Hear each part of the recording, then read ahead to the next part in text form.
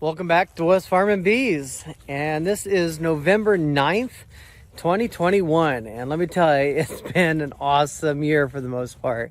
It's been a little crazy in certain areas, but everything's been new and fun, and I will say I've learned quite a bit this year. So just a little recap, we had found bees on our property, which is awesome, very cool. It was really a neat experience to do my first swarm catch and them actually be my bees. We did a little bit of a cutout at one point. Didn't go so well, but we got the experience of trying to pull some bees out of a wall. We ended up gaining a couple of colonies, and we are now up to 3 colonies in the apiary that seem to be doing well. They're doing strong. They were able to produce enough honey to fill up 1 super each, and they are going to go into winter with full stores, it looks like. We've done a couple of mite treatments. The first one early on for 2 of the hives was the Mite Away Quick Strips, and they all right now have the Apivar inside the hive that we're going to pull out today. We've learned how to do mite checks, and we've seen results, both okay results and some not so great results, but we did the treatment for the mites, so we learned how to do that this year. We learned how to make some equipment for overwintering bees, and we just kind of learned how to be a better beekeeper, which is always awesome. So this is probably going to be our last check inside the hives this year, and we're not going to be in here very long. Basically, we're going to get in, we're going to pull out the Apivar strips that are in there and just make sure that we've got some populations still doing well in the hives, make sure they've still got enough resources going into winter, full stores up in the super, see if they need any more sugar put on top of the hive. And then we're also going to go and put on some insulation on the outside and on top of the hive. This is just to help give them a better chance to heat and cool the hive as needed during the winter months. It's a beautiful day out right now, a little overcast. It's about 62 degrees outside and definitely overcast. So this is going to be our probably last warm day of November. It's looking like it's going to cool off quite a bit and be consistently down in the low 40s in the day and in the 30s at night. Last week we had a few temperatures dip down way low into the low 30s and upper 20s at night, but for the most part the days have been all right, which is why we added on the Coraplex hive wraps. So that's just kind of that first line of defense. It gave the bees a little bit of a windbreak, gave them the chance for a little bit more solar gain in the hive because those coroplexes are black, and it produced a little bit of an entrance cover so that way it'll cut out some of that northish wind that will come through here. We don't know what the winds are going to be like out here throughout the winter. We do have a tree block over here, so behind the hives, this way is facing south behind me, and over here is west facing. What you can see behind me is the west. Such an awesome direction. So we have a little bit of a break in the wind there. However, northwest of us is open field. So I'm not real sure what it's going to feel like this year with the winds that are coming in from the northwest and north. So we'll see. We may have to reconfigure the hives at some point to face east or south, or not south. Facing south would put them straight into the woods, which is why we currently have our hives facing to the north. So that's kind of just the logistics of the property right now. They are well off the road. Most of the time you can't even see them from the road unless you're really looking for them, which is great. It's a good place. It's going to be out of the way from where we put the garden and the barn and the house and the yeah, what's that called? The playhouse. So yeah, that's kind of why we have it back here where we do. There's still room to expand. We could also look at changing the direction a little bit depending on how things go this winter, but that's kind of the explanation for why we've put the hives where they have. So let's go ahead and get in today and take care of what we need to while we have a little bit of daylight. Daylight savings time just kicked in and there's not a lot of daylight in the evening. So here we go. Let's get into it.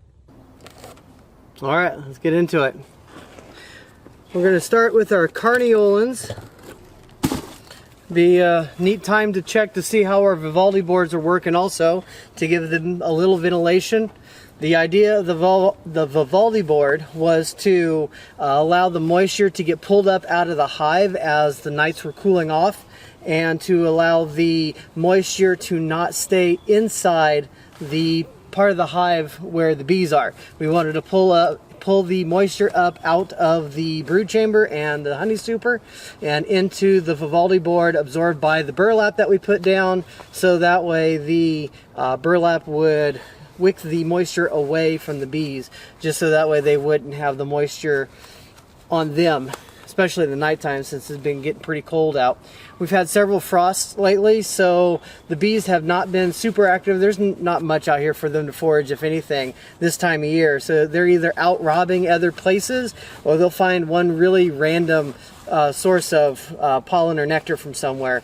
But there's nothing blooming this time of year. It's all dormant, and we're getting into the winter prep of the bees, both as a beekeeper sense as well as genetically for the bees. They've changed their genetics a little bit, so now the winter bees are what are emerging, and those bees won't go out and forage. Their job is just to stay in the hive and keep warm.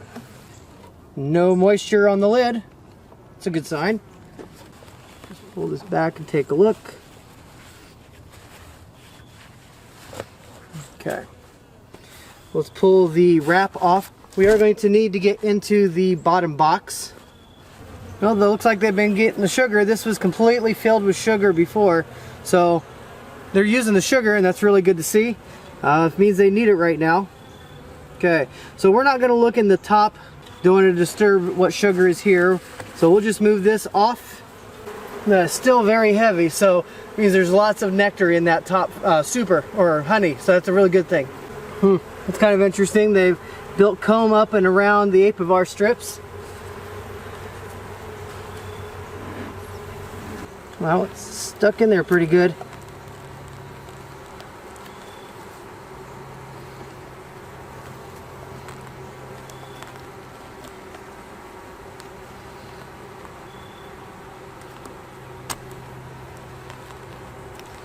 All right, note to self, next time bring pliers. That'll help.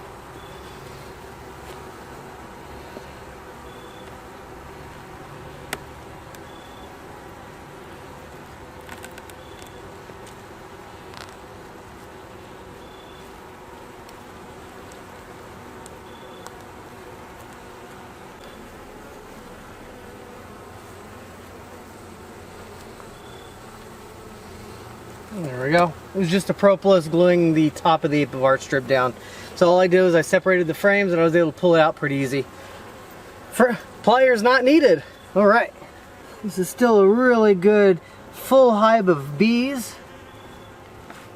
They're looking really good right now. Lots of bees, lots of capped honey over on the side. It's a good population going into winter. Now still, most of these bees are going to die off because these are summer bees, and the newer winter bees will be emerging if they haven't started already. So, okay, let's get them closed up for the winter. Okay, so we still have the upper entrance here in the front. I need to do some research on whether or not that's a good thing or not. Some people say it is good to have the upper entrance. Others say no, don't do it. Some say vent, some say don't vent. So who knows what's right. So we're just going to kind of experiment as the years go on to find out what works for our bees in this area, and then, you know, over time get some data and figure out what works best for us. Get the burlap back in the top of the hive, absorb moisture. So I just thought of something. The insulation I'm going to put on the outside of my hive is going to completely close off the front of the hive up here where we've got the upper entrance. So there's no need to keep the upper entrance open. So let's close it off.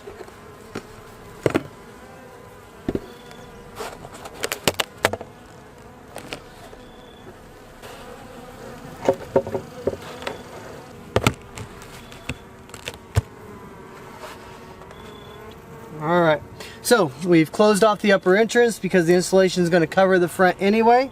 We saw the ventilation through the top and the screens here to keep bees from coming up into the Vivaldi board. We'll put the Vivaldi box on top. A little burlap back to absorb moisture.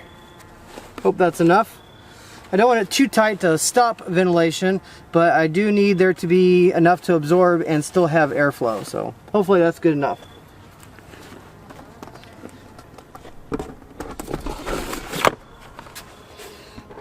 Let's get some insulation on our hive.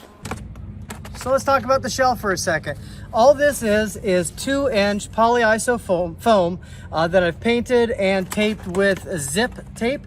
This is construction grade adhesive tape that is weatherproof, it's moisture proof, it seals really well. So the idea is that this tape that I've painted over is going to last a long time and hopefully get a good seal. The nice thing about these is they fold and they will lay relatively flat for storage over the summer months, and when we don't need these, they'll be stored away in a barn. I do want to give a shout out to one of our fellow beekeeper, Vino Farm. If you've never heard of Vino Farm, check him out. I'll put the link down in the description. The guy is amazing and he really thinks things through.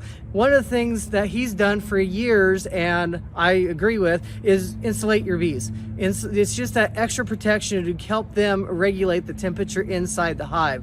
One of the modifications I've done is, instead of it being a 3-sided, I've added a 4-side. And that is just to, you know, give them that extra insulation all around it. Think about it. We live in an insulated house, or at least as insulated as we can. And the more insulation we have in and around our house, the more comfortable we are because we can control the temperature better. Consequently, yes, they're trying to heat the hive, and the insulation on the outside of the hive will help them keep the inside warm enough so that way they can break cluster on a warm day and move around the hive. If they need to go out, they can go out on cleansing flights, but it just gives them that little extra protection from the temperatures here in East Central Indiana and allows them to move around inside the hive to get to the food stores that they need. Nobody says you have to insulate your hive. There are a lot of beekeepers, successful ones, that don't insulate your hive. There are some really notable beekeepers that do insulate the hive, and we all have different types of successes and failures with it. However, I haven't seen insulation gone wrong in my research so far with bees, so I'm adding insulation to the outside of the hive.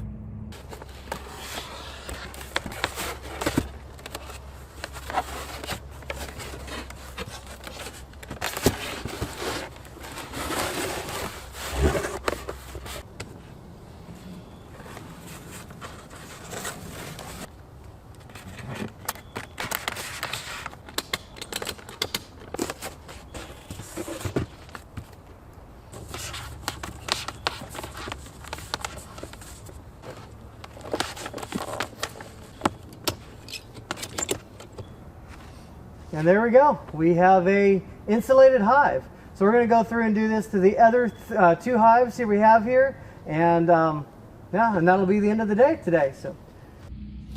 So as far as giving the bees that added a little bit of protection in the winter, we've given them this little entrance here on the side, both sides. This flap goes all the way down onto the landing board. This is going to help keep some of that cold northern wind from going in, but it allows them a nice small entrance, which is giving them a chance to help defend their hive should there be a nice warm day and there's other robber bees in the area.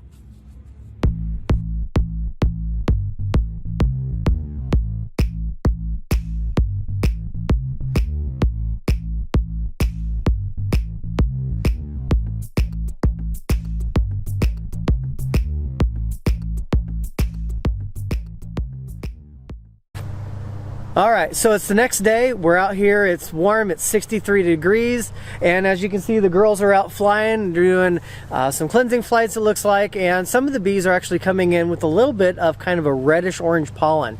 So I'm not sure where they're getting that from, but they're getting it from somewhere, and I'm glad because they're gonna need the stores. So that's kind of where we are. We're gonna open up their hives and give them just a little bit of sugar on top to fill out their stores, and then we'll pretty much leave them all buttoned up throughout the winter. We'll come out every once in a while in the winter and scrape out dead bees from the bottom, which is a normal thing during the winter. As it gets really cold out, some of the bees die off, and you have to go through and kind of scrape out the bees out of the bottom so they don't block the entrance up.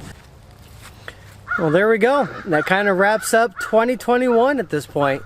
We put about 5 pounds of sugar in each of the hives, and they should be good to go for the rest of winter. I want to say thank you to everybody that has tuned in and watched our channel. Really appreciate your support in watching the videos. Thank you very much. I appreciate those of you that have been making comments as well, helping me become a better beekeeper. Don't stop. All right, I'm not going to stop. This is going to keep on going. It's going to get bigger and better every year. So thank you, thank you, thank you. Honestly, if it wasn't for my friends in beekeeping, I don't know that I would know as much about beekeeping or feel as comfortable beekeeping as I do now. Still a bit of a wuss, but I'm still learning every day. Want to give a shout out to some of the people who have been big influences in my beekeeping. I want to give a shout out to my friend John over at Bee Lively, and also want to give a shout out to Vino Farm.